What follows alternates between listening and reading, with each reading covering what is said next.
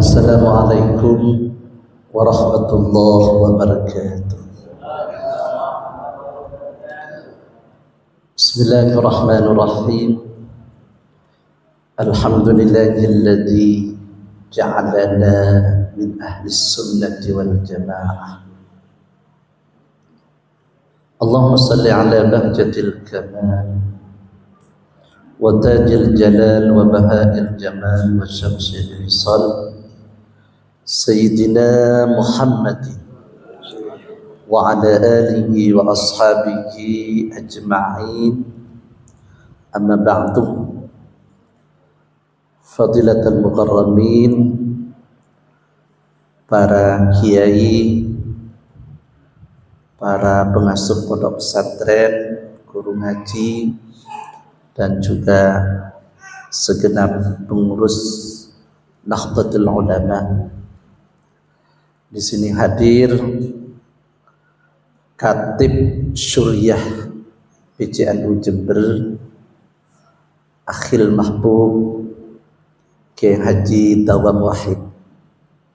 Alhamdulillah beliau pakai sarung, karena kalau Syuriah tidak boleh pakai celana. Itu fatsun PBNU. Kalau seperti saya yang tampil dia harus pakai celana. Jadi Gus Yahya itu ketum PBNU. Ini Syuriah apa Tamfidiyah? Kalau Tamfidiyah pakai celana, karena harus bekerja. Kalau Syuriah itu harus pakai sarung. Biasanya Syuriah itu kan suka lirik-lirik itu. Entah Kiai Dawam itu berani nambah atau tidak gitu. Yang kami muliakan di sini Gus Khotun, ya. Beliau berdua ini sangat dekat dengan saya. Waktu saya masih di IPCNU, yang kami hormati juga Ketua MBC Gus Mukid, ya, Gus. Kemudian ini adik kelas saya di Pondok Pesantren Salafiyah Syafiyah Sukoharjo, Gus Ni'amullah. Beliau jadi Ketua Lazisnu MBCNU Wuluan. Mudah-mudahan diberi kekuatan oleh Allah untuk melaksanakan amanah yang ada di Lazisnu. Yang kami hormati Bapak Muspika, di sini diwakili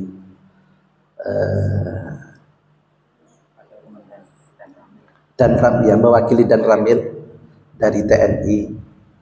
Insya Allah kalau TNI dengan TNU itu bersama-sama.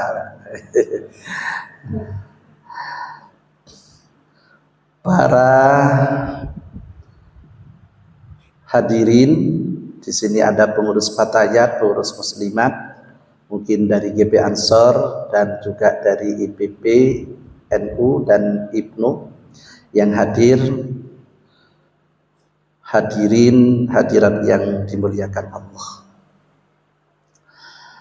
Saya ini diberi amanat untuk menyampaikan, membedah pemikiran Gus Dur, perspektif kepedulian sosial. Gus Dur ini ulama besar, waliullah, ya. Makamnya itu tidak pernah sepi sampai sekarang. Jadi terus ada. Saya kalau ngirim anak saya, kebetulan anak saya itu ada di Tubuireng.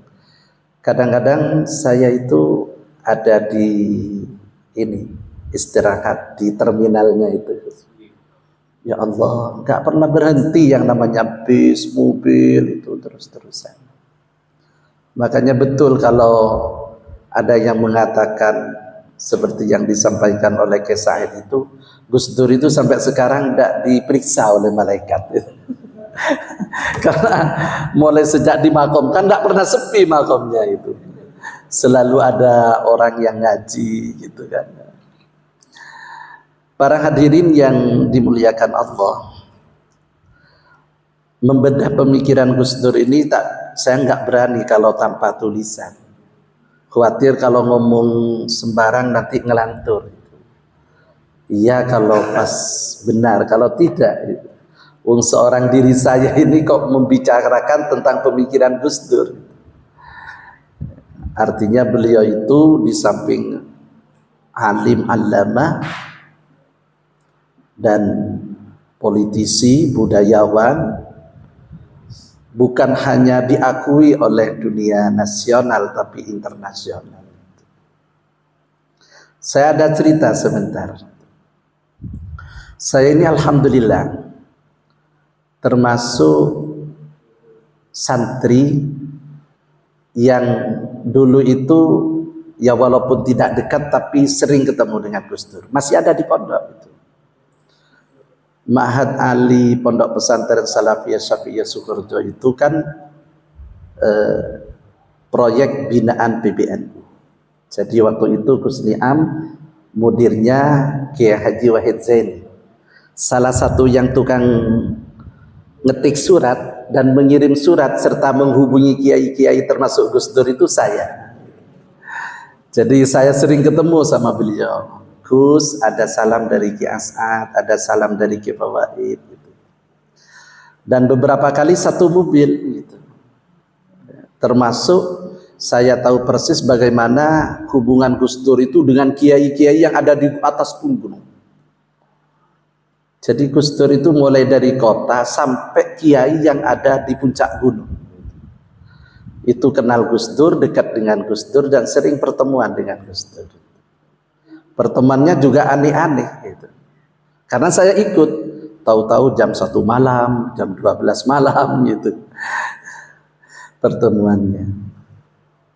Artinya kalau menurut saya Gus Dur ini tokoh kiai waliullah yang multi talenta ya.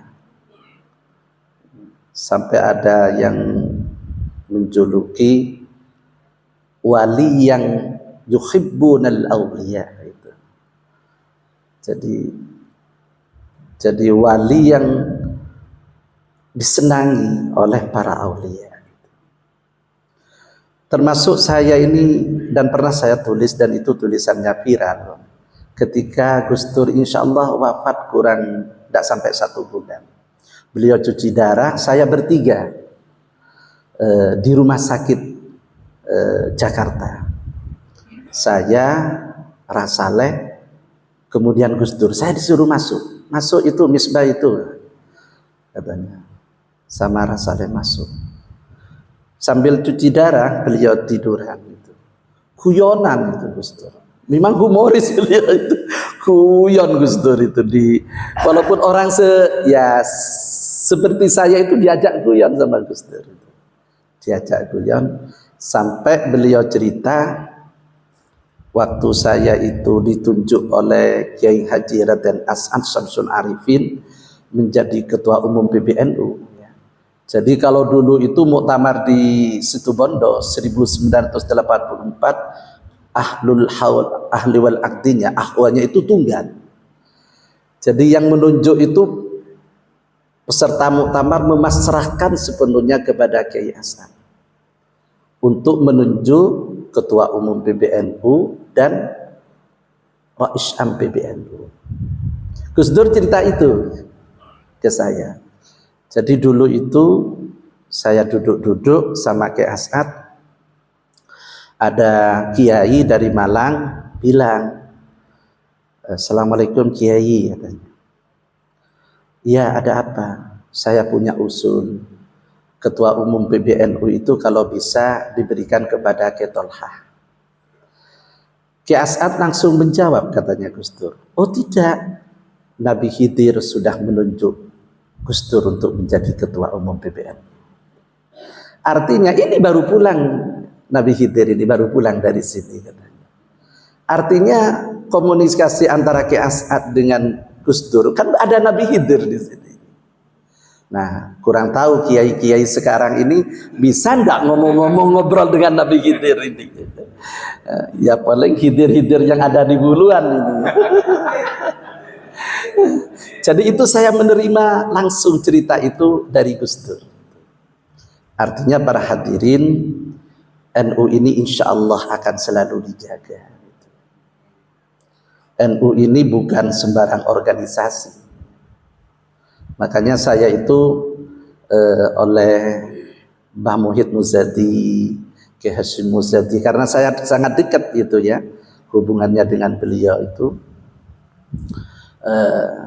Dan beberapa kiai lek melebu NU, lek dadi pengurus NU itu ojo niat dadi pengurus wis, niat khidmat kanggo dandani awak, khidmat untuk memperbaiki diri. Itu sarannya Mbah Muhyiddin, niat khidmat untuk sambil memperbaiki diri.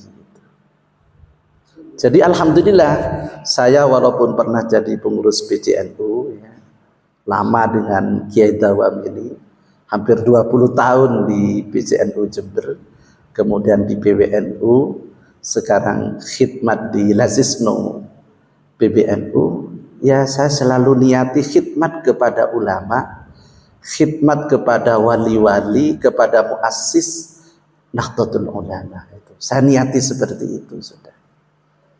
Nah, alhamdulillah Lazisno PBNU ini sangat aktif ya. Dan menurut saya kepengurusan PW, PC, MWC, ranting itu rugi kalau tidak mengaktifkan Lazisno. Karena yang sangat legal dan bisa mengumpulkan uang atau yang disebut dengan Islamic Social Finance seperti zakat, infak, sedekah, itu adalah Lazisno. Ini legal.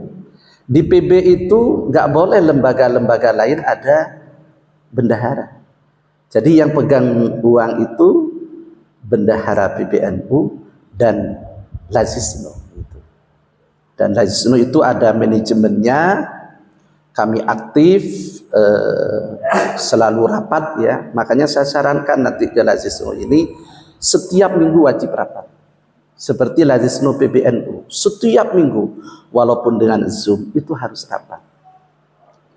Seperti saya nanti malam rapat gitu. Besok ke Jogja gitu. Jadi keliling saya ini kadang-kadang di Kalimantan, di NTB. Ya alhamdulillah saya tidak berani menolak kalau sudah diundang oleh sahabat-sahabat saya itu. Walaupun ini tingkatan MWC ya. Seharusnya kan mengundang Lazisno PC gitu, Lazisno PW gitu. Ini langsung ke PB ditarik ini. Tapi di NU nggak apa-apa. Kiai Afifuddin Muhajir itu wakil Rais Am PBNU. Yang ngundang ya karena alumni santrinya.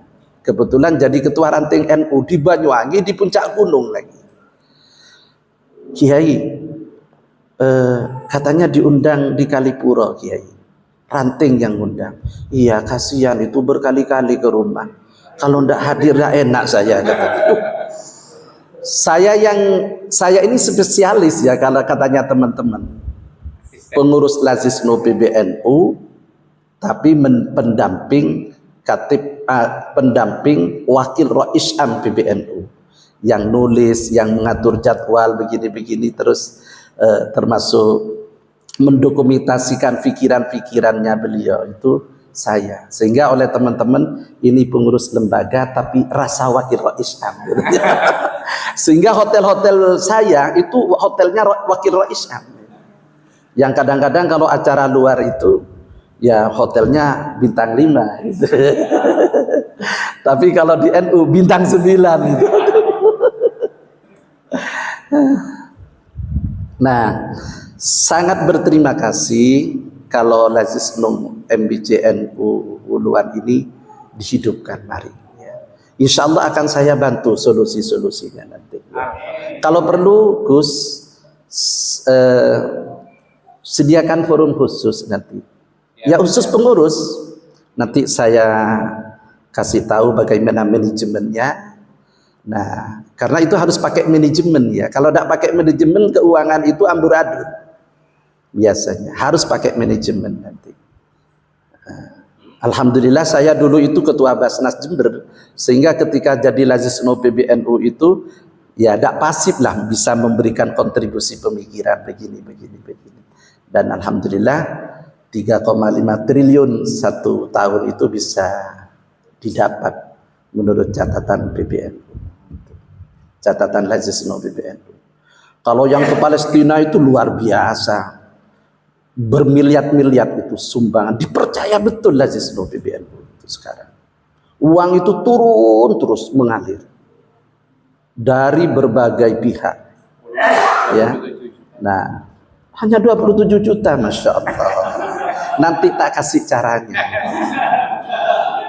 Tak kasih caranya. Emang ini lembaga strategis, ya. Lembaga yang sangat strategis. Satu-satunya yang bisa mengumpulkan dana Islamic Social Finance istilahnya, ya Lazisno. Kalau ini digerakkan, wah hidup NU itu. Udah hidup. Mau ngadakan kegiatan apa saja, umpamanya tidak punya kas, kan nanti ada amil, ada hak amil itu. Nanti insya Allah di forum lainnya kita jelaskan. Terima kasih para hadirin, karena yang undang Lazisno, jadi saya harus berbicara Lazisno ini. Sekarang membedah pemikiran Gus Dur, perspektif kepedulian sosial. Saya pakai tulisan. Dan ini ada rujukannya, saya tidak sembarangan menulis pemikiran ulama sekali Gus Dur itu. Jadi saya pakai rujukan, saya baca bukunya Gus Dur, saya baca di media-media terkait pemikiran Gus Dur. Pertama adalah ketauhidan. Jadi jangan diduga, bahkan jangan sampai suudzon kita, Gus Dur itu ateis, ya. Na'udzubillah. Ketauhidan yang bersifat ilahi itu diwujudkan dalam perilaku dan perjuangan sosial, politik, ekonomi, dan kebudayaan dalam menegakkan nilai-nilai kemanusiaan. Ini Gus Dur. Nah, saya mengambil dalil yang saat ini dijadikan dalil oleh Wakil Rasyam PBNU, Kiai Haji Afifuddin Muhajir, karena PBNU itu kalau terkait dengan fikih peradaban itu rujukannya ke Afif. Nah, dalilnya ini, wa ila Thamud akhahum salihah qala ya qaumi ibudullaha ma lakum min ilahin ghairuh huwa ansha'akum minal ardi wasta'marakum fiha. Jadi ya qaumi ibudullaha ma lakum min ilahin ghairi, ini ajaran tauhid. Artinya kita di NU ini, termasuk Gus Dur itu, yang diperjuangkan adalah ajaran-ajaran tauhid. Namun manusia ini punya amanat. Ini yang terkait bahwa ajaran tauhid itu harus memakmurkan bumi. Huwa ansha'akum minal ardi wasta'marakum fiha. Kita ini diciptakan oleh Allah dari tanah, dari bumi, dari tanah ini manusia diciptakan, dan manusia diberi amanah untuk memakmurkan bumi ini. Oleh karena itu lambang NU kan lambang bumi dunia. Jadi kita ini punya amanat bagaimana memakmurkan bumi. Memakmurkan bumi itu sudah sangat identik memberikan kemaslahatan kepada umat, memberikan kemaslahatan kepada alam. Seperti yang menjadi program Lazisno PBNU. Alhamdulillah ini ada bank khusus, Gus. Nah, ngasih duit sedikit cuma 1 miliar. Jadi kalau PB itu bukan puluhan, Gus. Sudah miliar itu. Bank ini, Bank Migas Syariah, memberikan amanat untuk mengadakan kegiatan Green Pondok Pesantren. Jadi besok saya ke Jogja itu salah satu kegiatan saya adalah di situ akan diskusi tentang Green Pondok Pesantren. Nah, oleh karena itu nanti bisa pondok-pondok ini lewat dana Lazisno bagaimana program Green Pondok Pesantren, pesantren hijau. Pesantren harus ada tanaman kayu, harus ada pemisahan antara sampah organik dengan non-organik, kemudian pengelolaannya, di situ ada integratif farming dan lain sebagainya. Nanti bisa kita diskusikan. Sehingga pesantren itu menjadi pesantren yang SDGs katanya sekarang itu. Sustainable Development Goals, pembangunan berkelanjutan, yang termasuk di sini adalah huwa ansha'akum minal ardi wasta'marakum biha. Nah, ini tugas NU, memakmurkan masyarakat, menjaga bumi. Nah, kalau perlu TNI itu aja. Nah, ya Pak, ya, saya ini dekat dengan Pak Dudung dulu, dengan Pak Kasat, dengan Panglima, kemana-mana saya dijadikan ketua panitia. Udah Kemis Baja jadi ketua panitia, kan NU katanya. Jadi ngadakan istighosah, santunan di mana-mana itu dengan Pak Kasat. Gitu. Ya. Artinya TNI itu juga banyak orang-orang NU, dan sudah saya bikin fikih tentara. Sudah dibikin fikih tentara, jadi orang tentara ini sudah ngerti fikih juga. Gitu. Nah, untuk sosialisasinya nanti pendekatan, termasuk dandimnya ini kan sahabat saya itu, kenal mulai dari Jakarta karena beliau itu termasuk adudannya wakil presiden gitu. Pak Dandim. Ini yang diperjuangkan oleh Gus Dur, ketauhidan. Tapi ketauhidan itu bukan untuk kekerasan. Sementara ini kan kita tahu kelompok di luar kita NU, Allahu Akbar, tapi membunuh orang. Jadi kalimat Allahu Akbar yang mengandung tauhid, tapi untuk menyakiti orang, untuk membakar, untuk memusnahkan manusia-manusia yang sebenarnya itu tidak boleh dibunuh. Makanya bapak-bapak, NU di Indonesia ini dijadikan rujukan oleh dunia internasional karena pemikirannya Gus Dur ini. Kita saudara-saudara di Timur Tengah, ya walaupun di Timur Tengah itu juga banyak orang alim, allama, tapi mungkin kekuatan organisasinya tidak seperti NU. Ya akhirnya apa? Mudah dipengaruhi, perang saudara tidak berhenti-henti. Dan membunuh manusia itu kayak membunuh ular gitu, ditembak gitu. Masya Allah. Ini jangan sampai terjadi di Indonesia. Jadi ketauhidan itu untuk kemanusiaan, untuk kemaslahatan hidup, menjaga alam, lingkungan, mengembangkan ekonomi, ya, mengembangkan pendidikan dan lain sebagainya. Ini pemikirannya Gus Dur. Kemudian yang kedua, pemikiran Gus Dur ini bersumber juga artinya di situ punya pemikiran kemanusiaan Gus Dur itu.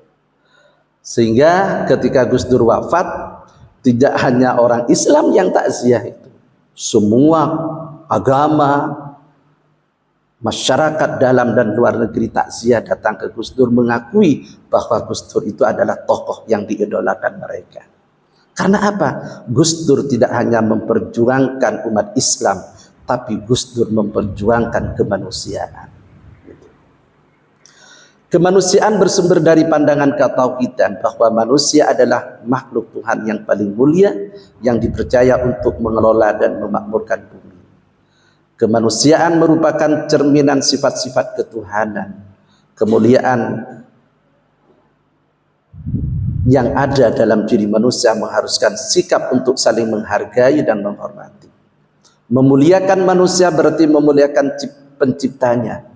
Demikian juga merendahkan dan menistakan manusia berarti merendahkan dan menistakan Tuhan yang Maha Pencipta. Dengan pandangan inilah Gus Dur membela kemanusiaan tanpa syarat. Gus Dur ketika mau dijatuhkan jadi presiden itu kan kiai-kiai siap untuk perang itu waktu itu, usul. Ayo sudah perang jihad dan lain sebagainya. Gus Dur bilang, pulang kiai, pulang semua sudah. Jangan sampai ada satu tetes darah pun untuk membela saya. Jadi waliullah ya jadi presiden kan tidak ono artin opo presiden itu kan gitu. Gitu. Gus Dur itu Masya Allah luar biasa. Dan itu tercatat dalam sejarah. Biasanya kalau persoalan-persoalan politik itu ada saja persoalan-persoalan yang menimpa kemanusiaan. Para hadirin, dalilnya adalah walaqad qaranna bani Adam wa hamalnahum fil barri wal bahri wa razaqnahum minat thayyibat wa faddalnahum ala katsirin mimman khalaqna tafdila. Para hadirin yang kami muliakan, nilai-nilai kemanusiaan atau dalam istilah usul fikih dinamakan hifdzun nafsi. Dalam istilah maqasidus syariah kontemporer disebut dengan hukukul insan.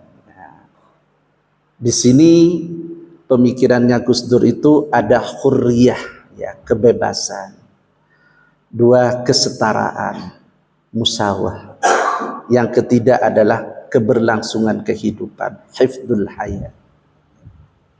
Kita tidak bisa lalu selain dari NU, ayo kita bunuh, nggak mungkin, tidak boleh gitu. Selain dari Islam, ayo kita bunuh, kita perangi, nggak boleh seperti itu. Kita ini harus hifdzul hayat, gitu. Keberlangsungan kehidupan manusia ini harus kita jaga bersama-sama.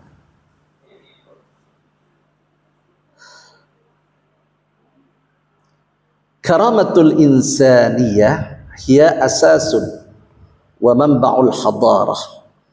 Wa kullu ma la yakunu fihi insaniyah la yuqalu lahu hadarah. Wa makna al-hadarah huwa insaniyah. Jadi karamatul insan itu memuliakan manusia itu adalah asas dan sumber untuk membangun peradaban. Kiai Haji Afifuddin Muhajir di dalam presentasi tentang fikul hadarah, dakwah atau perjuangan yang dijalankan oleh NU ini bukan dengan dakwah kekuasaan semata, ya. Karena itu pernah terjadi dulu ketika umat Islam menghadapi tentara Tartar. Kita perang. Umat Islam itu perang. Akhirnya apa yang terjadi? Banyak umat Islam terbunuh dan tidak berdaya. Nah, sehingga dirubahlah strategi perjuangan oleh Syekh Abdul Qadir Jalani dan murid-muridnya, yaitu dengan gerakan yang namanya gerakan civil society. Seperti yang dilakukan oleh Nahdlatul Ulama, oleh pondok-pondok pesantren. Jadi para umat Islam, tokoh-tokoh Islam, murid-murid dari Syekh Abdul Qadir Jalani dan pengikutnya itu kemudian merubah strateginya, mendidik umat, memberikan uswah kepada umat, melayani umat. Ya sama dengan NU. Orang mulai dari lahir, siapa yang tidak dilayani oleh kiai di masyarakat ini? Oleh karena itu NU itu menjadi organisasi terbesar bukan karena pengurus NU-nya, karena kiai-kiai pondok pesantren, karena kiai-kiai kampung, karena kiai-kiai yang melayani umat langsung, mulai dari anak lahir, wis selamatan, dalam kandungan nanti kiai doakan kiai, kan gitu. Lahir datang ke kiai, doakan kiai. Sampai besar, sampai nikah, semua tidak lepas dari kiai. Disitulah kiai menjadi pelayan umat. Apa yang terjadi implikasinya? Karena kiainya NU, masyarakatnya juga ikut NU. Akhirnya sampai di survei manapun sekarang, NU itu adalah organisasi terbesar. 52% lebih dari penduduk Indonesia ini adalah warga Nahdlatul Ulama. Oleh karena itu Kiai Dawam sampaikan juga, kita tidak boleh terlalu fanatik kepada partai, gitu kan? Kalau bukan partai P3 itu NU itu. Kalau bukan PKB itu bukan NU. Ternyata di survei sudah diketahui yang PDIP sekian yang NU, yang P3 sekian NU, yang PKB sekian NU, yang ternyata di partai-partai itu banyak NU. Disitulah PBNU mengambil sikap, kita harus menjadi riayah, pengayom dari warga NU, tokoh-tokoh NU yang ada di berbagai lini itu. Itulah. Jadi NU itu tenda besar, bukan tenda kecil. Ya.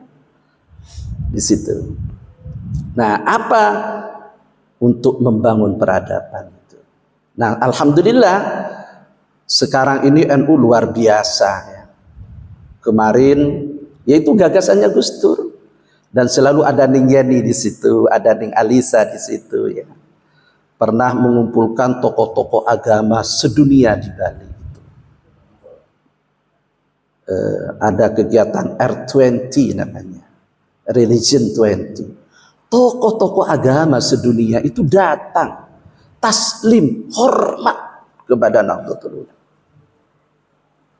Jadi kalau jadi pengurus PBNU itu sibuk, mau datangi undangan ke luar negeri terus. Ini hari ini ada yang ke Aljazair, ada yang ke mana-mana itu. Saya menjadwal Kiai Afif itu sampai pusing. Kiai diundang ke Australia, Kiai diundang ke ini. Kiai saya sudah agak sepuh. Aduh, terlalu jauh katanya. Ya untungnya ada virtual sekarang. Alhamdulillah berkat karomahnya muassis ya, dan juga ya karomahnya Ki Hasyim Asy'ari, karomahnya Ki Khalil Bangkalani, ya termasuk karomahnya Ki Haji Abdurrahman Wahid NU itu masih eksis sampai sekarang. Para hadirin yang dimuliakan Allah, yang ketiga itu adalah keadilan. Jadi ini yang menjadi prinsip perjuangan Gus Dur. Keadilan bersumber dari pandangan bahwa martabat kemanusiaan hanya bisa dipenuhi dengan adanya keseimbangan, kelayakan dan kepantasan dalam kehidupan masyarakat. Jadi al-adlu itu wad'u syai'in fi mahallih, termasuk salah satu ta'rifnya itu. Meletakkan sesuatu pada tempatnya. Makanya kalau jadi pengurus NU itu ngoco-ngoco cisik. Ini NU bukan sembarangan ini. Makanya saya setuju kepada Kiai Muhid itu. Wes niat khidmat wes nang NU, niat khidmat, niat dandani awal. Saya terus terang, saya senangnya kalau pertemuan NU itu bisa musafahah dengan kiai-kiai itu. Kiai-kiai itu Masya Allah. Ya namanya kiai, ya kiai yang sufi betul ya, yang alim alama itu. Pengasuh-pengasuh pondok pesantren besar itu.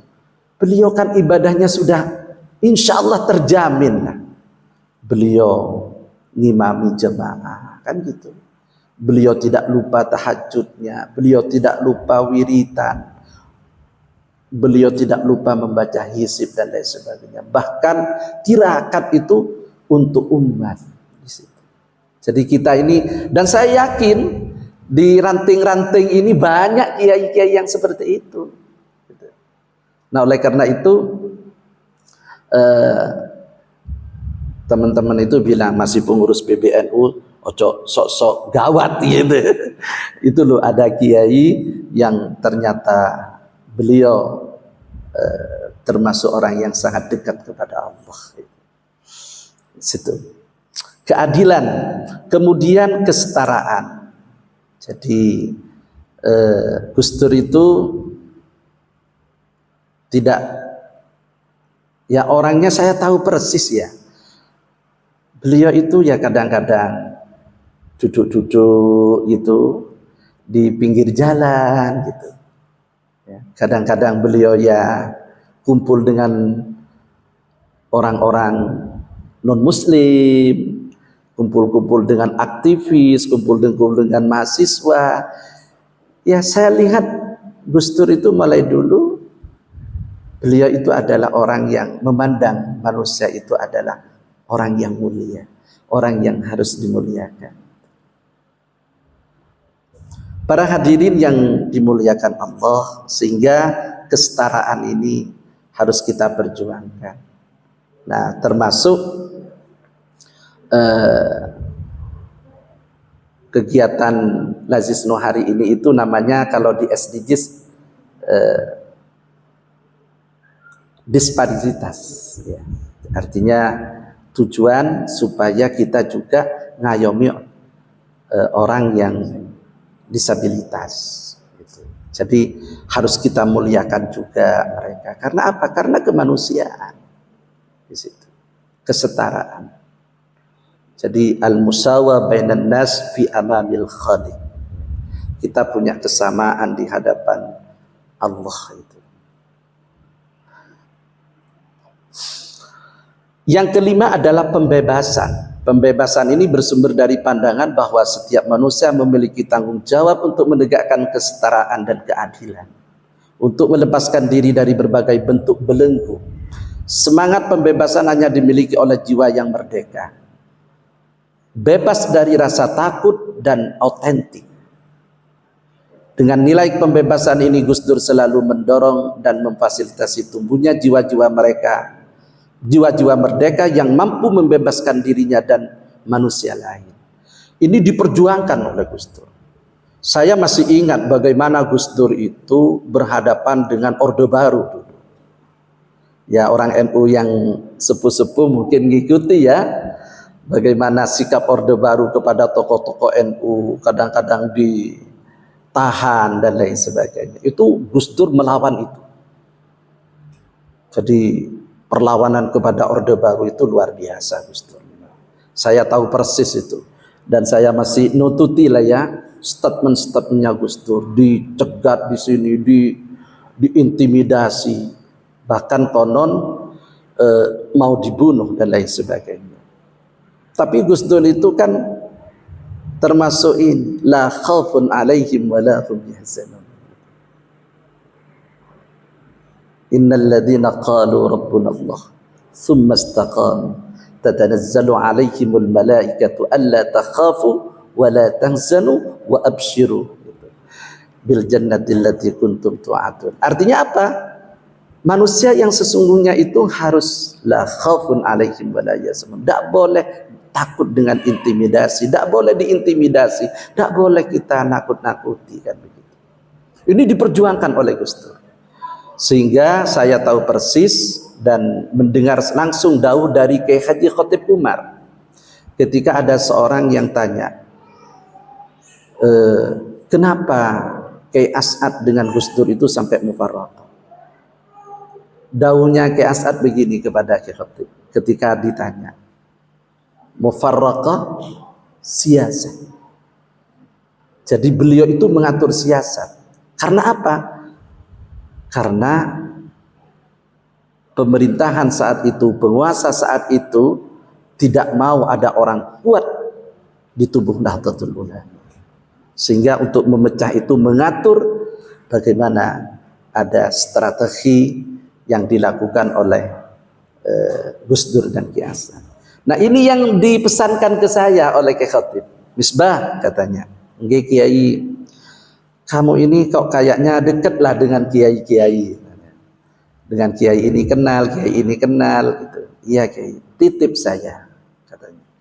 Apa? Sirrul ulama bil ulama, sirrul wali bil wali. Rahasianya ulama dan orang wali itu yang tahu hanya orang wali. Jadi ada asrar minal aulia itu ya. Yang tahu ya hanya wali. Ya kurang tahu kalau kita ini sudah wali. Wali murid atau wali. Nah, ini yang tahu itu wali. Jadi kalau di NU itu kan tempatnya para wali ya. Orang-orang waliullah itu tahu di NU itu. Saya sering ketemulah dengan kiai-kiai yang mesti saya ziarah kemana-mana itu. Ziarah datang, oh masya Allah, kiai ini punya pangkat ini, punya pangkat ani, wali ini, dan sebagainya. Artinya jangan terlalu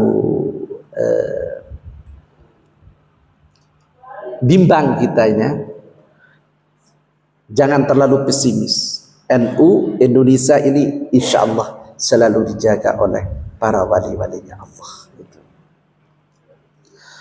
Nah, yang keenam adalah kesederhanaan. Ya, Gus Dur itu kan sederhana sekali ya. Masa mantan presiden itu tidak punya duit? Pernah itu katanya ke putrinya, Lisa punya uang ya? Berapa, Bah? 5 juta. Ya Allah, saya tidak sama sekali tidak punya uang katanya. Coba mantan presiden lainnya bukan tidak punya uang itu. Ya, kiai-kiai itu rata-rata seperti itu ya, saya temui. Contoh saja, saya sangat dekat dengan Kiai Hasyim Muzadi. Diajak kemana-mana dulu dengan Kiai Hasyim Muzadi. Beliau itu sangat sakhok ya, ada orang perlu ya wes duwe iki buat kegiatan acara-acara. Kadang-kadang di dompetnya itu habis. Misbah, ada uang di dompet saya ini sudah habis uangnya, kata. Loh, habis banget, sungguhan itu. Oh enggak, ntar lagi ini ada, ayo kita ceramah di situ, udah dapat duit gitu. Jadi kiai-kiai itu masya Allah ya, pejuang-pejuang yang mukhlis, yang selalu mengedepankan kesederhanaan itu. Kemudian yang ketujuh adalah persaudaraan, ukhuwah ya. Sehingga keputusan Muktamar dan Munas di Situbondo itu ukhuwah Islamiyah, ukhuwah Wataniyah, ukhuwah Basyariyah itu menjadi sandaran dari ulama-ulama dunia internasional saat ini. Kemudian yang kedelapan adalah kesatriaan ini. Kesatriaan ini bersumber dari keberanian untuk memperjuangkan dan menegakkan nilai-nilai yang diyakini dalam mencapai keutuhan tujuan yang ingin diraih. Proses perjuangan dilakukan dengan mencerminkan integritas pribadi, penuh rasa tanggung jawab atas proses yang harus dijalani dan konsekuensi yang dihadapi, komitmen yang tinggi serta istiqomah. Kesatriaan yang dimiliki Gus Dur mengedepankan kesabaran dan keikhlasan dalam menjalani proses seberat apapun serta dalam menyikapi hasil yang dicapainya. Oleh karena itu ini penting ya, dijadikan pedoman oleh pengurus-pengurus NU. Ista'inu bis sabri was salah. Jadikan sabar dan salatmu itu sebagai penolong. Ya ada istilahnya orang di dunia ini hidup tanpa ada orang yang tidak suka, mesti ada. Gus Dur itu tidak peduli itu. Kalau sudah punya keyakinan ini benar, bismillah tawakkaltu 'ala Allah. Ya contoh, ini cerita dari Mbah Bonghit saya. Waktu Gus Dur itu mau jadi presiden, kiai-kiai itu kan kumpul. Kiai-kiai kumpul, terus yang dijadikan juru bicara itu Mbah Muhid, karena Mbah Muhid ini santri dari Kiai Hasyim Asy'ari. Dan Gus Dur sangat hormat kepada Mbah Muhid, termasuk kiai sepuh. Jadi rapatnya kiai-kiai itu tidak ada yang setuju. Ya apa Gus Dur punya kekurangan fisik seperti itu, kondisi Indonesia carut marut seperti itu, kemudian kok dijadikan presiden. Mbah Muhid ini cerita sama saya datangi Gus Dur. Gus, wonten salami kiai-kiai. Nggih napa? Sampeyan jangan melanjutkan mencalonkan diri jadi presiden. Boten Mbah Muhid, Mbah Hasyim sik tas ngongkon kula dados dadi presiden. Ayo, mau apa itu? Dirawi Mbah Hasyim Muzadi, Mbah Hasyim Asy'ari, Kiai Hasyim Asy'ari rawuh, maju awak mau jadi presiden. Sehingga persyaratan formal itu tidak memenuhi syarat Gus Dur jadi presiden. Tidak ada rekomendasi dari kepolisian, tidak pakai ijazah, tidak pakai pendaftaran.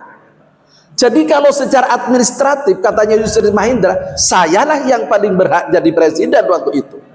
Karena Gus Dur itu secara administratif tidak memenuhi persyaratan untuk menjadi presiden. Tapi wa makaru wa makarallah wallahu khairul makirin. Indonesia saat itu kalau bukan Gus Dur jadi presiden akan ada konflik berkepanjangan. Tapi Gus Dur jadi presiden, Indonesia adem ayem, rakyatnya menerima, politisinya menerima, pemimpinnya menerima. Nah, menerima, ya sudah, aman Indonesia itu. Saya di Jakarta itu waktu itu kan jadi sekretaris PCNU, jadi ke Jakarta sering-sering. Orang Jakarta itu bilang, ini aneh katanya. Biasanya PDIP ku ngamuk, gak ngamuk. Orang-orang yang ambisi TNI, Polri itu ngamuk, ini gak ngamuk. Jadi Gus Dur jadi presiden, diem, sepi, kan itu baru demonstrasi itu, sepi, aman. Nah disitulah Gus Niam, saya ini karena hubungannya dengan Aziz Sunu, iman kepada sejarah Umar bin Abdul Aziz. Kayak sama Gus Dur ini dengan Umar bin Abdul Aziz. Beliau kan 2 tahun, Gus Dur kan 2 tahun jadi khalifah. Ketika Umar bin Abdul Aziz sebelum menjadi khalifah, masyarakat itu banyak yang miskin. Masyarakat itu keadilan kepemimpinan khalifah saat itu, ya katakanlah pejabat-pejabatnya itu gak adil, sehingga banyak masyarakat tidak mampu, tidak, ya istilahnya yang kaya makin kaya, yang miskin John miskin, tambah miskin. Nah akhirnya Umar bin Abdul Aziz menjadi khalifah. Ini langsung Umar bin Abdul Aziz, saya kalau jadi khalifah yang akan saya terapkan pertama kali adalah pembayaran zakat. Sama dengan Sayyidina Abu Bakar. Sayyidina Abu Bakar itu kan, wah ini sudah ada Rasulullah ya. Jadi gak apa-apa sudah tidak bayar zakat itu katanya. Didengar oleh Sayyidina Abu Bakar, wallah orang yang tidak bayar zakat akan saya perangi. Kan gitu. Sama Umar bin Abdul Aziz. Umar bin Abdul Aziz itu dikumpulkanlah keluarganya dulu, dari keluarga dulu, namanya keluarga raja ya. Dikumpulkan keluarga raja, ayo kamu punya harta sekian, emas sekian, keluarkan zakatnya. Dari keluarganya dulu. Setelah itu kepada pejabat-pejabat yang lain. Akhirnya apa? Terlaksanalah yang namanya undang-undang zakat, infak sedekah di masa Umar bin Abdul Aziz, sehingga pada saat itu mau mencari orang yang miskin, mau mencari orang yang sulit makan sudah kesulitan, semua makmur kan gitu. Nah gagasan, saya bocorkan, gagasan undang-undang zakat di Indonesia itu dipelopori pada saat Kiai Haji Abdul Wahid Gus Dur jadi presiden Republik Indonesia. Ini. Jadi kita beruntung sehingga sampai sekarang ada Basnas, sehingga sampai Lazisnu berkembang, Lazisnu, kemudian banyaklah lembaga-lembaga amil zakat karena sudah diatur di dalam undang-undang. Orang itu sudah banyak berzakat lewat lembaga-lembaga zakat. Artinya khudh min amwalihim sadaqah itu diterapkan di dalam undang-undang itu. Mungkin ini yang bisa saya sampaikan. Mohon maaf, sebenarnya saya pribadi tidak pantas ya, apalagi berbicara di hadapan kiai-kiai, menyampaikan tentang pemikiran Gus Dur. Kalau ini benar, minallah sudah. Ini barokah dari Gus Dur, barokah dari ulama. Kalau itu benar. Tapi kalau itu salah, min nafsik, dari kebodohan saya pribadi ini. Mohon maaf yang sebesar-besarnya. Hadanallahu wa iyyakum ajma'in. Wallahul muwaffiq ila aqwamit thariq. Assalamualaikum warahmatullahi wabarakatuh.